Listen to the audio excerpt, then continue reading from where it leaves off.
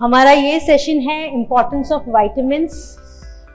कितने टाइप के वाइटामिन्स होते हैं, सो बेसिकली वाइटामिन्स क्या होते हैं, कितने टाइप्स के होते हैं, क्यों ज़रूरी होते हैं और कौन से फूड सोर्स से हमें मिल सकते हैं। सो वाइटामिन्स बेसिकली वो न्यूट्रिएंट्स हैं जो हमारी बॉडी के नॉर्मल फंक्शनिंग को हेल्प करते हैं और ये बहुत ही थोड़े अमाउंट में चाहिए होते हैं। जैसे कि हम जब भी फूड खाते हैं तो हम लोग ज़्यादातर फोकस करते हैं कार्बोहाइड्रेट होना चाहिए या प्रोटीन होना चाहिए, इन चीज़ों पे ज़्यादा फोकस करते हैं, राइट। स्पेशली अगर आपको वेट मैनेज करना है या हेल्थ को इम्प्रूव करना है, सबसे ज़्यादा फोकस आ जाता है फैट कम करना है, कार्बोहाइड्रेट कम करना है और प्रोटीन बढ़ाना है, राइट। ज़्यादातर लोगों का यही अप्रोच होता है।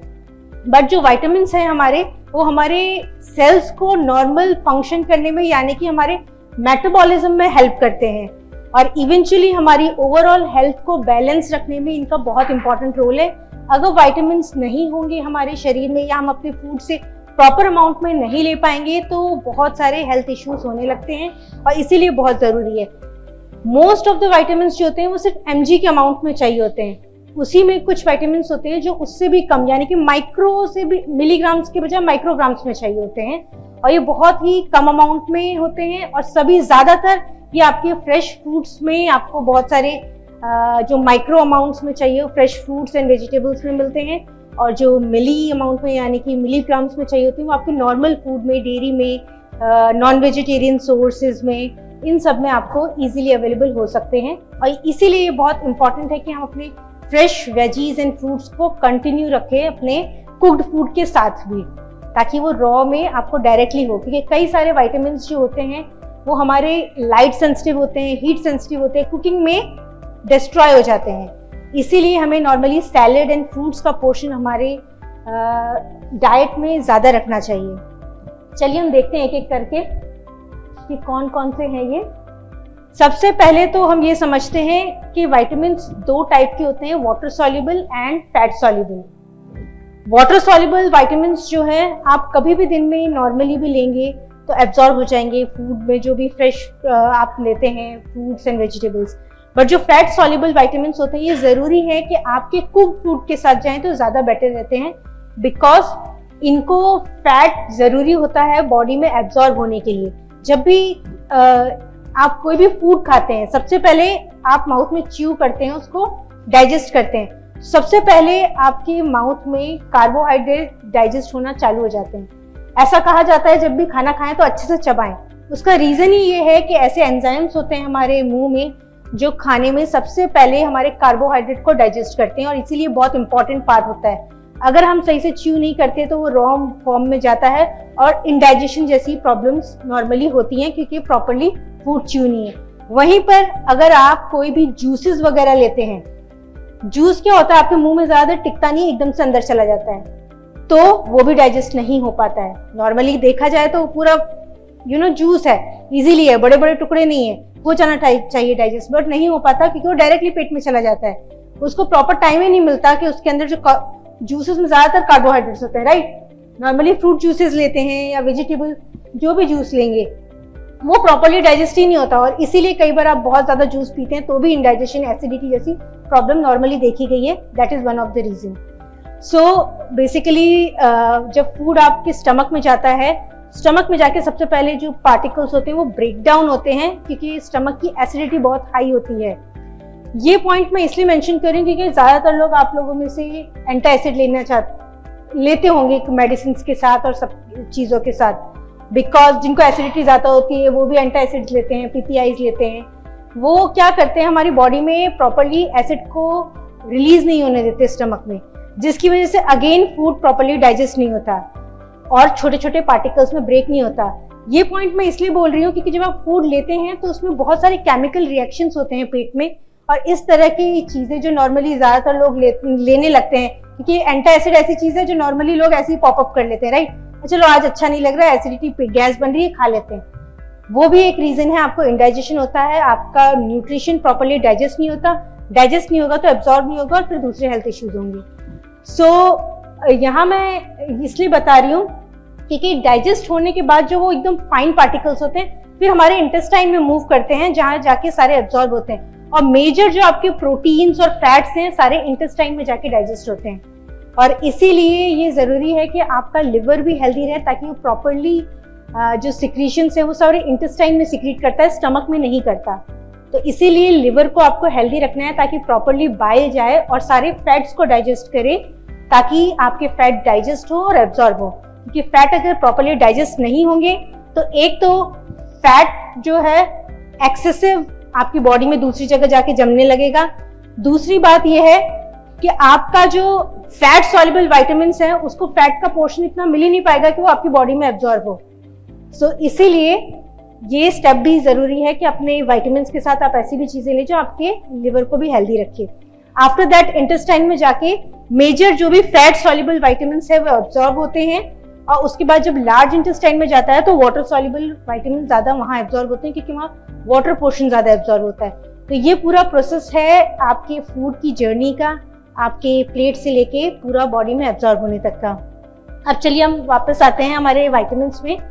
जो विटामिन्स हैं बेसिकली हमारा सी और बी कॉम्प्लेक्स विटामिन जो होता है वो सारा वाटर सॉल्युबल होता है, और ये आप काफी एक्सेस अमाउंट में भी लेते हैं, बट ले सकते हैं क्योंकि जितना बॉडी को रिक्वायर्ड होता है उतना एब्जॉर्ब होता है, बाकी सिक्रीट हो जाता है। सो सबसे पहला आपका आता है विटामिन ए। विटामिन ए जो है वो बेसिकली आपकी आईसाइट के लिए सबसे इंपॉर्टेंट रोल प्ले करता है। इसका मेन फंक्शन जो है वो आपकी रेटिना जो होता है आईज में, जिसमें इमेज बनती है पूरी दुनिया की, उसको हेल्दी रखने में हेल्प करता है। सबसे इंपॉर्टेंट विटामिन ए की जब भी डेफिशिएंसी होती है तो सबसे पहले आईसाइट पे इफेक्ट पड़ता है। दूसरा, विटामिन ए आपकी स्किन की रीजनरेशन में भी हेल्प करता है। इवन आपके काफी सारे कॉस्मेटिक प्रोडक्ट्स है उसमें विटामिन ए डाला होता है ताकि सेल्स हेल्दी वे में डेवलप हो। सो विटामिन ए आपकी आईसाइट और साथ ही साथ आपकी स्किन दोनों के लिए ही बहुत इंपॉर्टेंट रोल प्ले करता है। इसके अलावा ये आपकी टीथ में, आपके बोन फॉर्मेशन में, इसमें भी इनडायरेक्टली हेल्प करता है। और इसका जो सबसे अच्छा सोर्स है, जैसा आप सभी लोग बोलेंगे, कैरेट स्पिनच जो सबसे पहले माइंड में आता है, बट फिश ऑयल्स भी इसके काफी अच्छे सोर्स होते हैं विटामिन ए के। एग्स हो गया और मिल्क, इस तरह की कॉमन फूड्स हैं जिससे विटामिन ए आपको मिलता है। बट विटामिन ए की जो है आपको एमसीजी में चाहिए होता है, ये एमजी में नहीं, एमसीजी में ही इसकी काफी अमाउंट इनफ होती है, यानी कि ये एक माइक्रोन्यूट्रिएंट है। बट इतना सा भी कई बार जब आप फूड कुक करते हैं तो डिस्ट्रॉय होने के चांसेस रहते हैं। सो इसीलिए मिल्क में, रॉ मिल्क में, एग में, इन सब चीज़ों में अच्छे से ही आता है। इवन फिश ऑयल जैसे कि ओमेगा है उसके साथ भी ये आपको जब एक्सट्रैक्ट होता है फिश ऑयल उसमें भी एडिशनली अपने आप आता है। सो विटामिन ए आपकी vision, skin, bone, reproduction and teeth formation के लिए काफी इंपॉर्टेंट रोल प्ले करता है। कमिंग टू नेक्स्ट, अब बी कॉम्प्लेक्स की हम बात करें तो बी कॉम्प्लेक्स में हमारे काफी सारे डिफरेंट विटामिन है, B1, 2, 3, 5, 6, 7, 9 एंड 12। सो इन सब के अपने ही रोल हैं, मगर जो मेजर रोल है बी कॉम्प्लेक्स का वो है आपके सेल्स की जो नॉर्मल फंक्शनिंग होती है, मेटाबोलाइज करने की, आपकी एनर्जी को, सबसे मेन इंपॉर्टेंट रोल इसका है। यानी कि जो आपने फूड, फैट, कार्बोहाइड्रेट, प्रोटीन्स गए हैं आपके शरीर में, वो जाना काफी नहीं है, वो सेल्स में जाके अब प्रॉपर तरीके से एनर्जी भी रिलीज होनी चाहिए। तो उस एनर्जी को रिलीज करने का मेन इंपॉर्टेंट रोल होता है बी कॉम्प्लेक्स का। उसमें भी अलग अलग जो बी कॉम्प्लेक्स के पार्ट हैं डिफरेंट टाइप्स के, वो डिफरेंट जगह पे और डिफरेंट रोल प्ले करते हैं। जैसे कि हम B1 की बात करें तो B1 सबसे इम्पोर्टेंटली आपके सारे सेल मेटाबॉलिज्म में काम आ रहा है, और स्पेशली जो नर्वस टिश्यूज हैं उसमें काफी इंपॉर्टेंट रोल प्ले करता है। और ओवरऑल जो ग्रोइंग फेज होता है उसमें सबसे ज्यादा एनर्जी जो कन्वर्ट करने का काम है वो विटामिन B1 का होता है। और इसका सबसे कॉमन सोर्स है वो है सोया, जो कि आजकल ज्यादातर लोग प्रिफर करने लगे हैं फॉर प्रोटीन सोर्स, बट सिर्फ प्रोटीन नहीं, उसमें B1 भी काफी अच्छे अमाउंट में होता है। वाटरमेलन यानी कि फ्रूट्स, स्पेसिफिकली आपके जितने भी कलर फ्रूट्स होते हैं, यानी कि पर्पल ग्रेप्स हो गए और वाटरमेलन हो गया, पर्पल ग्रीन, इस टाइप के जो ग्रीन नहीं, पर्पल पिंक, इस टाइप के जो फ्रूट्स होते हैं उसमें B1 आपको, बी कॉम्प्लेक्स पूरा काफी अच्छे अमाउंट में मिलता है। सो ये थे इसके सोर्स। नेक्स्ट है हमारा विटामिन B2, इसका नाम है राइबोफ्लेविन। पहले वाले का B1 का थायमिन था, इसका राइबोफ्लेविन है। इसका भी मेन रोल जैसे कि बी कॉम्प्लेक्स का है, फूड में से एनर्जी को कन्वर्ट करना, साथ ही साथ जो B2 है आपकी स्किन और हेयर्स के फॉर्मेशन में भी रोल प्ले करता है, और आपका जो ब्लड है, ब्लड के जो सेल्स हैं, स्पेसिफिकली जो वाइट ब्लड सेल्स हैं, उसको भी फॉर्मेशन में उसमें भी रोल प्ले करता है आपका B12, और इसीलिए एक तरह से आपके हेल्दी ब्लड सेल्स डेवलपमेंट में भी काम आता है और साथ ही साथ ब्रेन डेवलपमेंट में भी। और इसका सबसे सोर्स जो है फूड का, वो आपकी रोटियों में भी मिलता है काफी अच्छे अमाउंट में। उसके अलावा जो सी फूड सोर्स है और ग्रीन लीफी वेजिटेबल्स हैं, उनमें सबसे ज्यादा इसके अमाउंट में राइबोफ्लेविन मिलता है। नेक्स्ट हम आएंगे B3 पे, जिसे बोलते हैं नियासिन या नियासिनामाइड। नियासिनामाइड नॉर्मली ज्यादातर लोगों ने सुना होगा, क्योंकि ये आपकी कॉस्मेटिक इंडस्ट्री में भी बहुत फेमस विटामिन है, बिकॉज नियासिनामाइड अगेन आपकी स्किन को कॉम्प्लेक्शन को लाइट करने में, मेलानिन प्रोडक्शन को कम करने में हेल्प करता है। उसके अलावा B3 का जो हेल्थ वाइज रोल है, वो अगेन आपके एनर्जी को कन्वर्ट करना है और नर्वस टिश्यूज को हेल्दी बना के रखना है, और स्पेसिफिकली ग्रोथ में ये वाला भी B1 के साथ साथ ये भी काफी इंपॉर्टेंट रोल प्ले करता है। इसका भी कॉमन सोर्स जो है आपके जो लेग्यूमिनस यानी कि जो नट्स वाले होते हैं, जैसे पीनट हुआ और ड्राई फ्रूट्स हुए, उसमें काफी अच्छा इसका सोर्स है। Tomato, avocado and spinach just एक एग्जांपल है, बट ग्रीन लीफी वेजिटेबल्स में लेग्यूमिनस यानी कि जो नट्स वाले होते हैं उनमें, और जो सी फूड्स होते हैं इनमें सबसे ज्यादा इसका सोर्स होता है नियासिन का। Next coming to vitamin B5। Vitamin B5 भी एज अ बी कॉम्प्लेक्स आपके सेल मेटाबॉलिज्म में काम आता है, बट इसका एक एडिशनल रोल जो है स्पेसिफिकली B5 का, वो है आपके हॉर्मोन्स के फॉर्मेशन। आपके जो हॉर्मोन्स फॉर्म होते हैं उसमें B5 का भी बहुत इंपॉर्टेंट रोल है, और ये आपके हेल्दी हार्मोन फॉर्मेशन में हेल्प करता है। उसके साथ साथ आपके हीमोग्लोबिन को भी बनाने में, ये रेड ब्लड सेल्स को भी बनाने में थोड़ी हेल्प करता है, और स्पेसिफिकली जो आपका नर्वस टिश्यूज हैं, जो नर्व्स के बीच में जो मैसेज ट्रांसफर होता है, यानी कि आप हाथ मूव कर रहे हैं, आपका ब्रेन सिग्नल दे रहा है आपके हाथ को मूव करने के लिए, और वो नर्व्स के बीच की कम्युनिकेशन की वजह से होता है। तो वो जो कम्युनिकेशन होता है उसको न्यूरोट्रांसमीटर बोलते हैं। तो B5 है, वो न्यूरो ट्रांसमिशन में काफी इंपॉर्टेंट हेल्प करता है। तो स्पेसिफिकली जो लोग हैं जिनको अक्सर कभी कभी पैरों में झंझनाहट होने लगती है और कई बार सही से अकड़ने लगते हैं हाथ पर, तो उनके लिए विटामिन B5 काफी इंपॉर्टेंट है। साथ ही साथ B12 के, मैं उस पर भी आऊंगी जब नेक्स्ट आएंगे। इसका भी जो रिच सोर्स है वो है egg, chicken, tomato, broccoli and specifically जो भी होल सीरियल्स होते हैं, हर सभी तरह के जो अनाज होते हैं उसमें भी ये पाया जाता है। नेक्स्ट आते हैं हम विटामिन B6 पे, यानी कि पायरिडॉक्सिन में। इसका नाम पायरिडॉक्सिन है।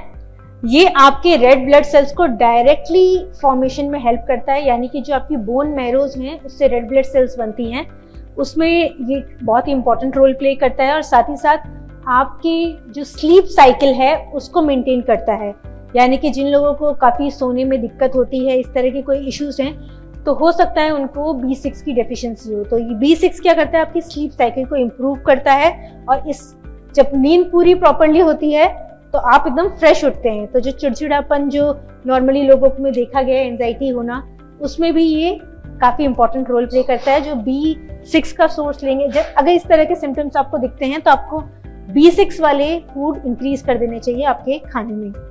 और इसका सबसे ज़्यादा रिच सोर्स है बनाना, यानी कि केला, वाटरमेलन, टोफू, और काफ़ी सारे जो लेग्यूमिनस दालें वगैरह होती हैं वो, और फिश, ये इसके काफ़ी अच्छे फूड सोर्स हैं। नेक्स्ट आते हैं हम विटामिन B7 पे। इसको बायोटिन बोलते हैं, और बायोटिन एक बहुत फेमस विटामिन है बिकॉज ये आपके हेयर्स के लिए, स्किन के लिए और नेल के लिए काफ़ी इंपॉर्टेंट है, क्योंकि B7 जो है केराटिन प्रोडक्शन में हेल्प करता है आपकी बॉडी की, और इसी वजह से जो बायोटिन यानी कि B7 रिच फूड लेते हैं उनके हेयर, स्किन्स और नेल्स काफ़ी अच्छे होते हैं। और स्पेसिफिकली एक और इसका रोल है, वो है ये ग्लूकोज की को मेंटेन करने में हेल्प करता है। B1 के साथ साथ B7, ये दो हैं जो आपके ब्लड ग्लूकोज को मेंटेन करने में हेल्प करते हैं। और साथ ही साथ बिकॉज ये बी कॉम्प्लेक्स का पार्ट है तो आपकी फूड से एनर्जी में कन्वर्जन में हेल्प करते हैं। और इसका भी जो मेन सोर्स है वो whole grains, eggs, specifically almonds, soya milk और सोया मिल्क या फिर आप सोया नगेट्स के फॉर्म में भी ले सकते हैं, और फिश, ये इसके सबसे ज्यादा रिच सोर्स हैं। नेक्स्ट है विटामिन B9। B9 का सबसे काफी डिफरेंट रोल है बिकॉज ये आपके बॉडी में जो DNA एंड RNA आपने सुना होगा, right? So DNA and RNA synthesis में B9 यानी कि फोलेट हेल्प करता है, और इसी के साथ साथ आपके रेड ब्लड सेल्स को भी बनाने में हेल्प करता है। और इसीलिए स्पेसिफिकली जो प्रेग्नेंट वुमेन्स होती हैं उनको फोलेट दिया जाता है, क्योंकि जो न्यूली डेवलपिंग बेबी है उसको बहुत सारे सेल्स बनाने हैं जल्दी जल्दी, और वहां पर ये फोलेट का सबसे इंपॉर्टेंट रोल होता है। और डे टू डे लाइफ में विमेन्स के लिए B9 यानी कि फोलेट बहुत इंपॉर्टेंट है, क्योंकि ये रेड ब्लड सेल्स को रिप्लेनिश करता है उनकी बॉडी में। इसलिए ये एक जिसको एनीमिया की कंडीशन है, चांसेस हैं वो आयरन की कमी के साथ साथ जो नॉर्मली आयरन सप्लीमेंट्स ले रहे हैं, फुल आयरन ले रहे हैं, फिर भी एनीमिया है, चांसेस है उनकी बॉडी में B9 की कमी हो। और इसीलिए ऐसे में B9 का सोर्स लेना ज्यादा अच्छा है, जो कि आपको लेग्यूम्स में मिल जाएंगे, यानी कि काफी जो सीरियल्स एंड पल्सेस दाल्स होती हैं। उसके अलावा ग्रीन लीफी वेजिटेबल्स में, टोमेटो में, एस्पेरागस एक प्लांट है जो स्पेसिफिकली फोलेट रिच होता है, बहुत ज्यादा उसमें फोलेट होता है, और इसीलिए काफी सारे विमेन सप्लीमेंट्स होते हैं उसमें आपने सुना होगा कि एस्पेरागस जिसे शतावरी बोलते हैं वो उस B9 उसमें बहुत ज्यादा होता है, और वो नॉर्मली लोगों को स्पेसिफिकली फीमेल्स को लेना चाहिए। Coming to next, that is vitamin B12। B12 जो विटामिन है, जैसा मैंने आपको पहले भी बताया था, ये नर्वस टिश्यू के लिए, हमारे जो नर्व्स हैं उसके लिए बहुत जरूरी है, क्योंकि जो नर्व्स के ऊपर की सेल मेम्ब्रेन होती है उसको हेल्दी रखने में B12 काम करता है। और जो बेसिक इसका काम है वो है आपके फैट्स और अमीनो एसिड्स को प्रोसेस करना, और साथ ही साथ आपके रेड ब्लड सेल्स को बनाना, और नर्व्स जो हैं उसको हेल्दी रखना। तो स्पेसिफिकली जिनको टिगरिंग होती है, कई बार आपने सुना होगा कि नसों की प्रॉब्लम है, उनको अचानक झंझनाहट होने लगती है और एकदम बिजली जैसी फीलिंग आती है, बिकॉज आप हो सकता है नर्व्स की प्रॉब्लम है उनको, इस वजह से ये चीजें होती हैं। और नर्व्स को हेल्दी रखने में B12 काम आता है। और अक्सर आपने सुना होगा जब भी आप कहीं डॉक्टर के पास जाते हैं वो कहते हैं माइट भी B12 की कमी होगी, क्योंकि आपको मसल क्रैम्प्स बहुत सारे हो रहे हैं, आपको झंझनाहट बहुत हो रही है, तो ऐसे में B12 दिया जाता है, क्योंकि वो आपके नर्व्स के सेल्स को हेल्दी रखता है। और फॉर्चुनेटली या अनफॉर्चुनेटली इसका जो सोर्स है वो सारे नॉन वेजिटेरियन सोर्स हैं। ये वेज सोर्स में आपको नहीं मिलता है, या तो ये फोर्टिफाइड फूड्स में मिलेगा, यानी कि एडिशनली सिंथेटिकली ऐड किया होगा, बट नेचुरली ये किसी वेजिटेबल्स में नहीं मिलता है। इसका मेन सोर्स आपका डेयरी है, पोल्ट्री, फिश, एग, यही है।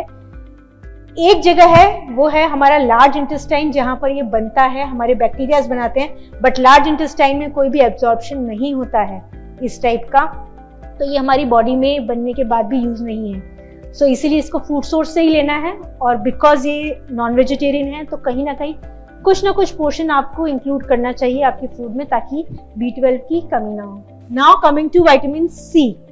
विटामिन C भी एक तरह का आपका वाटर सॉल्युबल ही विटामिन है, बट इसका जो मेन रोल है वो है एक एंटीऑक्सीडेंट। ये बहुत ही पावरफुल एंटीऑक्सीडेंट होता है, यानी कि आपकी बॉडी में जो फ्री रेडिकल्स हैं उससे आपकी बॉडी को सेव करता है, और साथ ही साथ इससे ये आपका इम्यून सिस्टम को इम्प्रूव करता है फंक्शन करने में।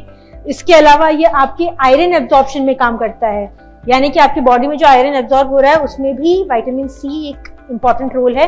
विटामिन C अगर सफिशिएंट अमाउंट में है आपकी बॉडी में तभी आयरन एब्जॉर्ब होता है, वरना नहीं होता, क्योंकि आयरन को एब्जॉर्ब करने के लिए विटामिन C की जरूरत होती है। तो अगेन ये आपके फूड को एब्जॉर्ब करने में भी हेल्प कर रहा है, काफी न्यूट्रिएंट्स, मिनरल्स को, उसके अलावा आपके इम्यून सिस्टम को, और एंटीऑक्सीडेंट्स में।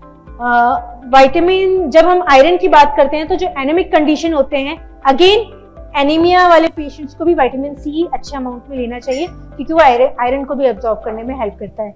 और इसी का सबसे कॉमन फूड सोर्स है वो है साइट्रस फ्रूट, यानी कि जितने भी आपके संतरे, नींबू, इस टाइप के जो साइट्रस फ्रूट होते हैं उसमें ये काफी अच्छे अमाउंट में होता है। इसके अलावा आपके ब्रोकली, टोमेटो, स्पिनच, मगर इसमें भी अगर आप रॉ लेते हैं, जैसे कि रॉ टोमेटो खा रहे हैं फ्रेश, उसमें ज्यादा अमाउंट में मिलता है क्योंकि ये हीट से डिस्ट्रॉय हो जाता है।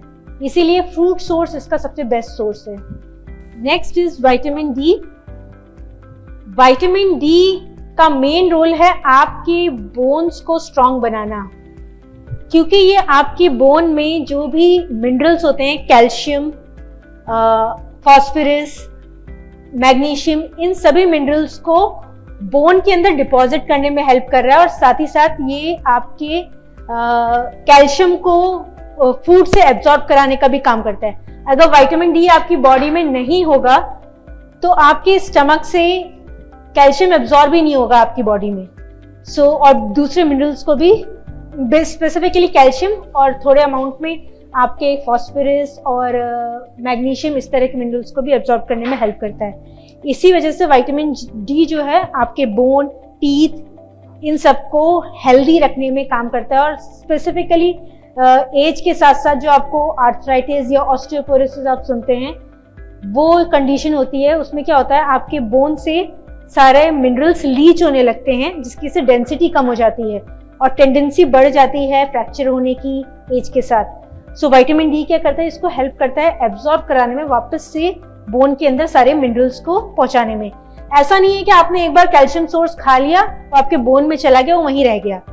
हम लोग रेगुलरली तो खाना खाते नहीं है, बीच में अमाउंट होता है जिसमें आप खाना नहीं खा रहे और बॉडी को जरूरत होती है कैल्शियम की, तो वो कहाँ से निकालते हैं, वो बोन से दोबारा लीच आउट करते हैं और इसीलिए विटामिन डी क्या करता है, उसको दोबारा डिपॉजिट करने में हेल्प करता है। तो विटामिन डी आपकी बोन डेंसिटी को मेंटेन करने के लिए हेल्प करता है। इसका जो सोर्स है वो है, नॉन वेजिटेरियन सोर्स तो है egg, fish and liver, and one of है सनलाइट।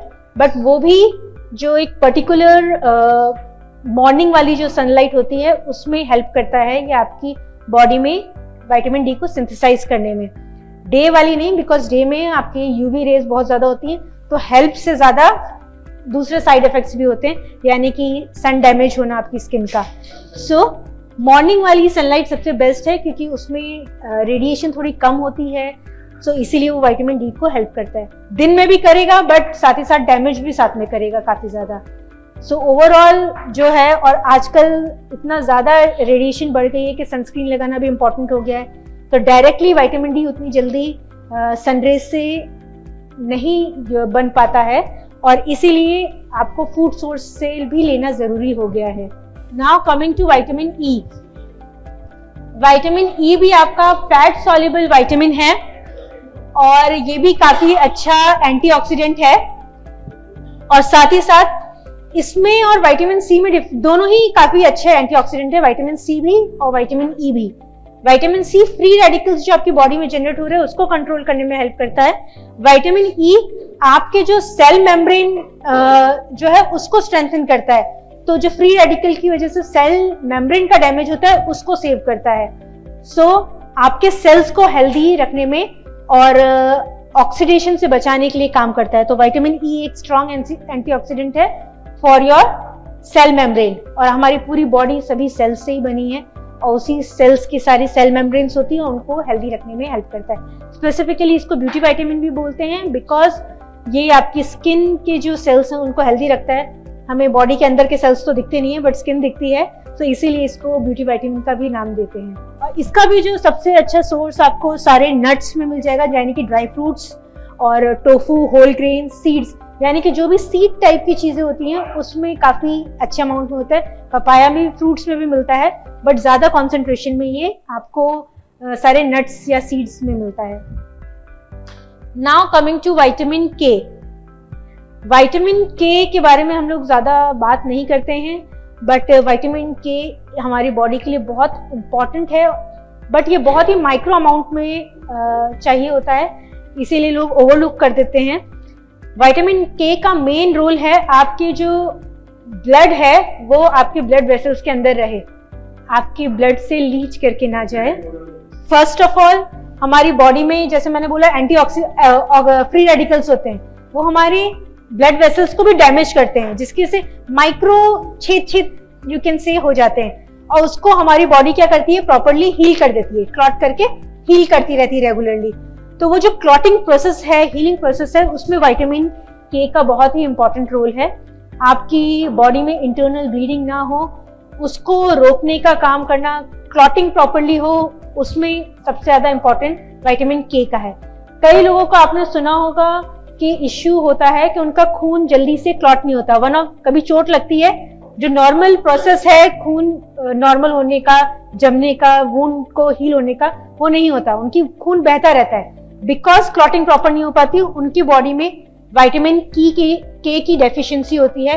कुछ जेनेटिक रीजंस की वजह से होती है, कुछ माइट भी विटामिन के का फूड का सोर्स जो है वो प्रॉपर नहीं हो, ये मल्टीपल रीजंस हो सकते हैं। तो विटामिन के आपके ब्लड को हेल्दी वे में क्लॉट करने को, आपके वुंड को हील करने में, और साथ ही साथ ब्लड कैल्शियम को रेगुलेट करने में हेल्प करता है। तो ओवरऑल ये आपके ब्लड प्रॉपर क्लॉट करने में, इन शॉर्ट अगर कोई भी पूछे विटामिन के, तो विटामिन के ब्लड क्लॉटिंग में जो इसका मेजर रोल है उसमें हेल्प करता है। इसका भी जो मेजर सोर्स है वो आपके काफी सारे ब्रोकली, कॉलीफ्लावर इस टाइप के और ग्रीन लीफी जो वेजिटेबल्स होते हैं उसमें पाया जाता है। इसीलिए जब भी आप अपने ग्रीन लीफी वेजिटेबल्स को रेगुलर रखें, क्योंकि उसमें विटामिन के और बी कॉम्प्लेक्स काफी अमाउंट में होता है, और जब भी ग्रीन वेजिटेबल्स जो होती हैं उसको वॉश करने के बाद काटें, बिकॉज अगर आप पहले कट करके फिर वॉश करते हैं तो जो भी वाटर सॉल्युबल विटामिन है वो सब बह जाते हैं, वो उसमें बचते नहीं है। इसीलिए प्रॉपरली फूड को कुक करना, क्लीन करना भी एक आर्ट है और जरूरी एक पार्ट है। और फ्रेश वेजिटेबल्स एंड फ्रूट्स को भी अपने फूड में आप ज़्यादा रखें ताकि इस तरह के सारे विटामिन्स आपको प्रॉपरली मिले, क्योंकि कई विटामिन्स आपके हीट सेंसिटिव होते हैं और लाइट सेंसिटिव होते हैं। So that's all for today. ये थे हमारे सारे विटामिन्स और इनके इम्पोर्टेंस।